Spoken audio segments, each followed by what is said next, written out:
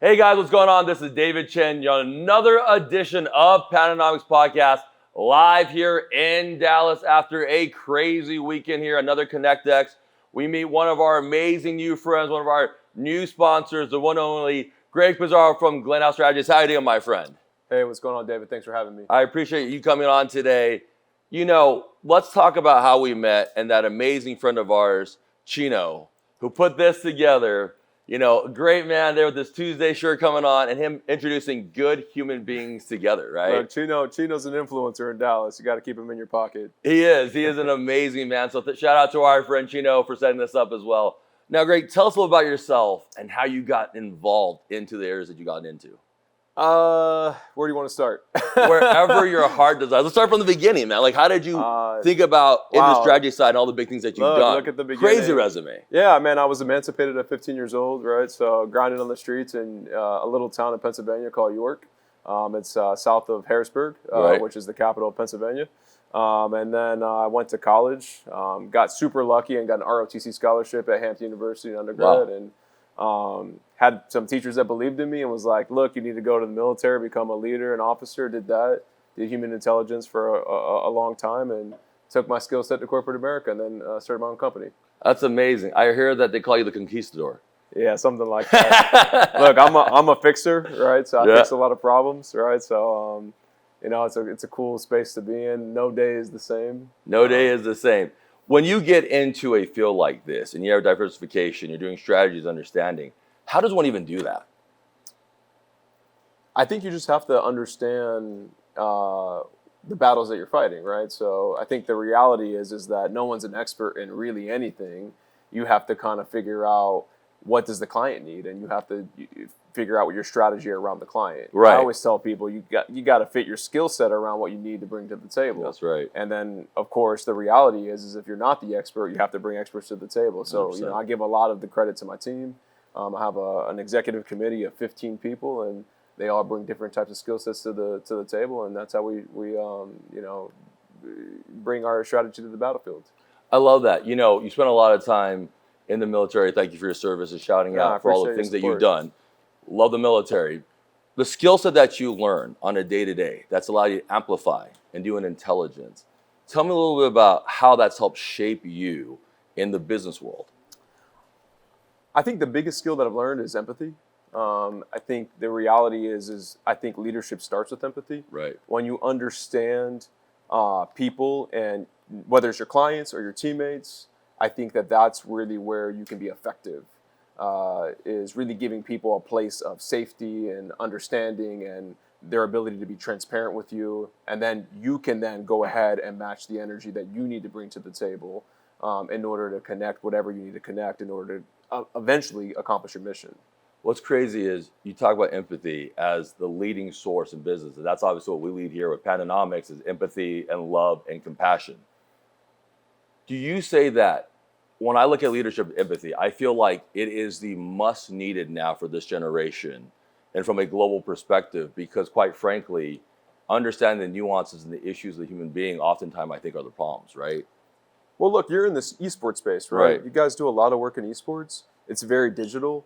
This new day and age is very digital. So people are sitting behind computer screens, and you see a rise in bullying. You see a rise in issues in the digital space. And I think that kind of mindset isn't what you and I grew up in our generation, right? So I think it's a very different problem that we're having to fight.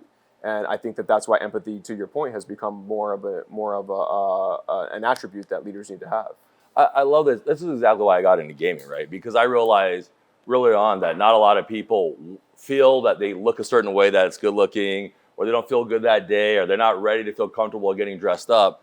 And so when they're gaming, they can be whoever they want to be, whenever they want to be at that time. And for younger kids, it's about building confidence and self-esteem, right? When we go back to our little kids, for all the craziness that happened in life, you're trying to build that self-esteem and you're trying to get that encouragement. So if you sucked at football, you sucked at basketball, you sucked in sports, whatever you did, you didn't feel good about yourself.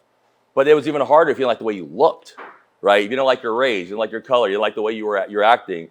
And I see all these young kids now building much more confidence because they can be whatever they want to be online and then mold that confidence and then be secure about themselves and then go out in the world and become a greater thing. And when I saw that, the empathy from these kids, a lot of kids are alone. A lot of kids can't go to after school programs. A lot of kids don't feel safe like when we were kids. Like from 9 p.m. to 3 a.m., they're dealing with crazy things and school shootings and things that we in our age quite frankly did have to deal with. And then consistent online bullying all around the world. And so the empathy side of it, I think, is the difference between them being very, very happy and changing the future. Would you say that a lot of your empathy came from your own struggles? Yeah. So I grew up in a very abusive household.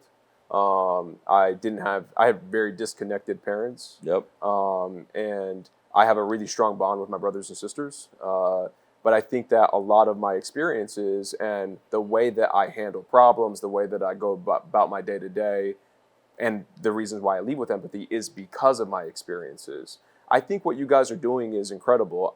The reality is that why do we have to talk about being authentic and genuine behind a computer screen? Right. Why can't you just show up and be authentic and genuine in person? What does it matter to people? Why are we so enthralled in this? You have to be this person and look like this and wear this and have the best clothes and have the nicest haircut. This world is a melting pot. If you look around this, only the U.S. really looks at this and like this look, like you have to have this magazine look in order for you to make it in the world. It's really a U.S. construct that we've created. It's a westernized construct. It's the best way for me to put it. Right. Other countries don't give a shit about these things. They care about what you bring to the table, how intelligent you are, how many languages do you speak, what skill sets do you have. That's what we need to be focusing on in order to get the next generation ready to build our economy. No, I agree. And gaming's so pivotal to that. And I say this a lot. So it's on the military side of things, whether it's drone racing, building offshore, going from there, the ability to communicate with all these people around the world are extremely intelligent in gaming. And I think, as you're saying, the future of military, it is definitely something that will be amplified in helping out some of the best players in the world, right? Like you have the best player in FaZe Clan going against certain militaries. They'll win because they can run through the drone racing side of things. And to me, that's also that's really important because it does have security, and you do have to give the kids the best knowledge and the best understanding of the world and comprehension to know what they are doing that's good and evil, right? And it's crazy to hear that you went through such a crazy time in your life, because similar situations, obviously. Yeah. The sibling thing. Yeah. Super tight with them. That was it. That was it. That was we had the exact same look. Yeah. That's what it was, right? Yeah. It was everything. Tell me about that, man. Yeah, man, they're my life. I have 5 brothers and sisters. Amazing. When I tell you, like, I'm close to them, we all live in different states, except I have one sister that lives in Dallas. That I moved her to Dallas. Right. She's like my ride or die. But like I see my brothers and sisters probably once every other month minimum. Amazing, man. And we live all across the world. I have a sister in Belgium.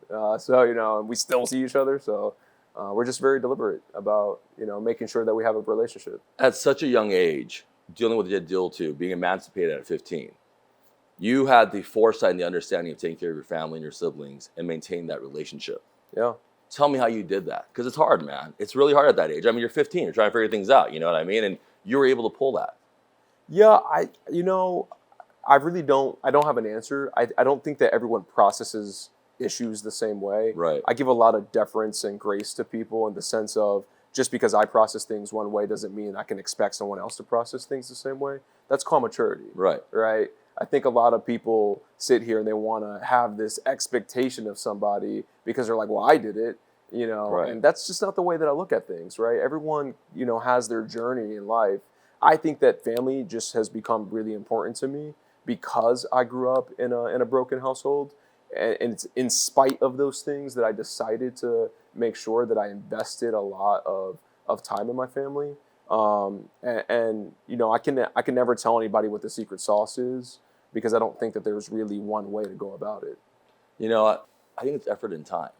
And I think that you've put it in, and I know as we're getting older, like it is harder for siblings to meet up and friends to meet up and putting that into there. But I always found that as my grounding and my base.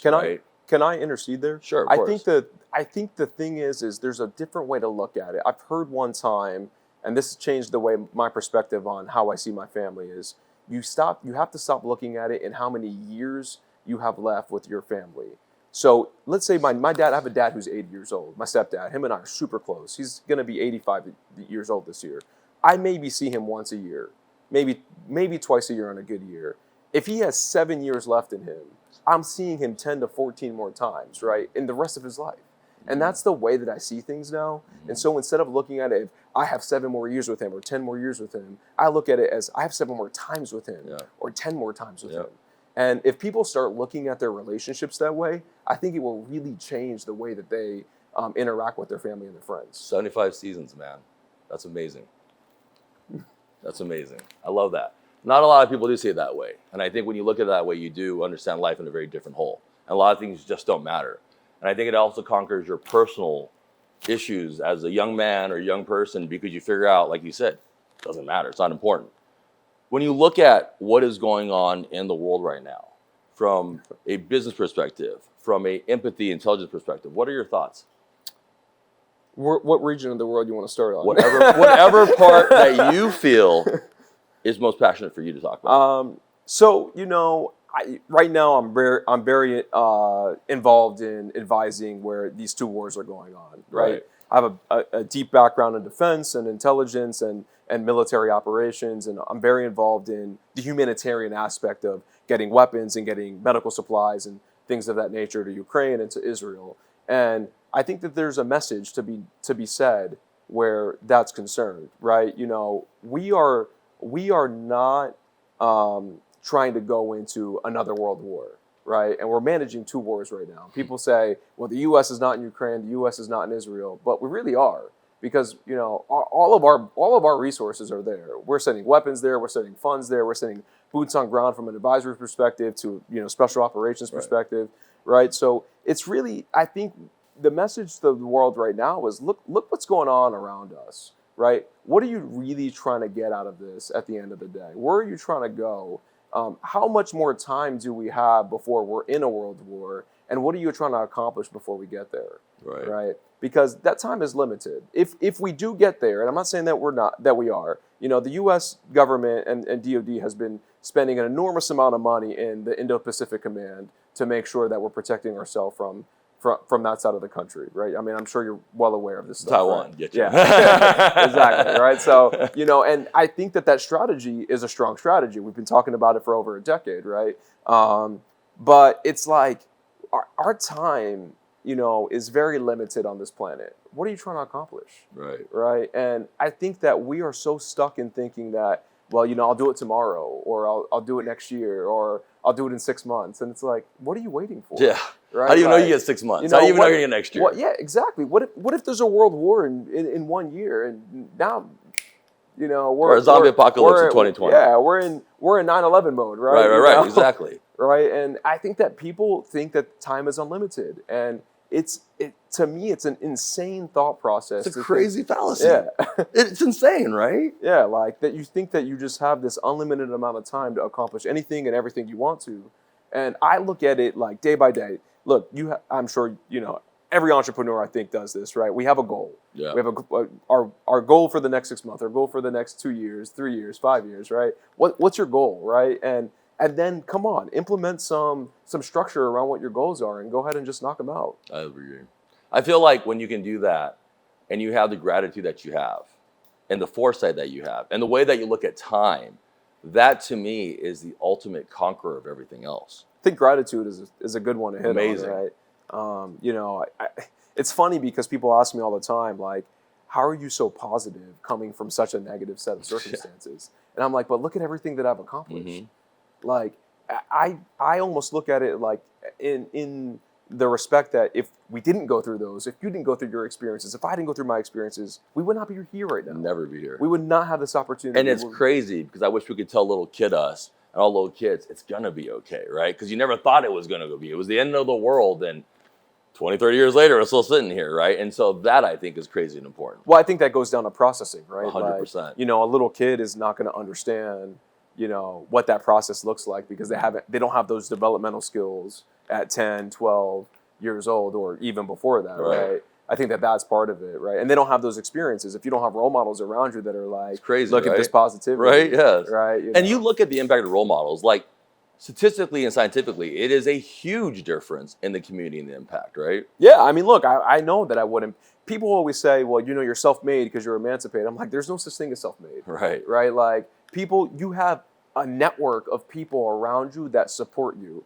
And I wouldn't be where I'm at if I didn't have great teachers and great mentors and great role models that were like, you know what, Greg, we believe in you. We're going to take a shot on you, and we're going to help you get to where you want to go. And everybody has that to a degree if they want it. They have access to it. If they want it. If they want it. Keyword. Explain that part. Well, I think it goes back to what we said before. You have to be very deliberate about your relationships. You have to invest time and energy and money, even if it's a cup of coffee.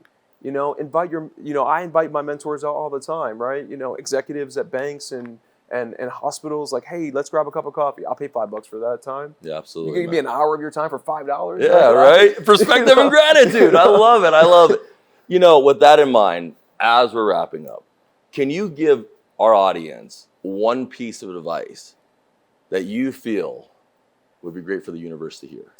Yeah, I would say be creative. AI is going to take over commonality. You know, it's going to take over the position of everyone's the same. I would say be creative, be innovative, look for the next best thing. That's where you're going to find your space. Amazing. Now, can you tell us your social media handles where we can follow you? Yeah, so Greg Pizarro, Pizarro Jr. on all my Instagram, TikTok, Snapchat, everything. It's Greg Pizarro Jr. I love it. Greg, thank you for coming today. Greg came all the way. So I'll go fly out as soon as we're done with this podcast. Thanks. I want to thank Lit Lounge, Record, and of course, Celsius for being here today. And of course, Chino again. Thank you for our whole entire team. Have a great night. We'll talk to you guys soon.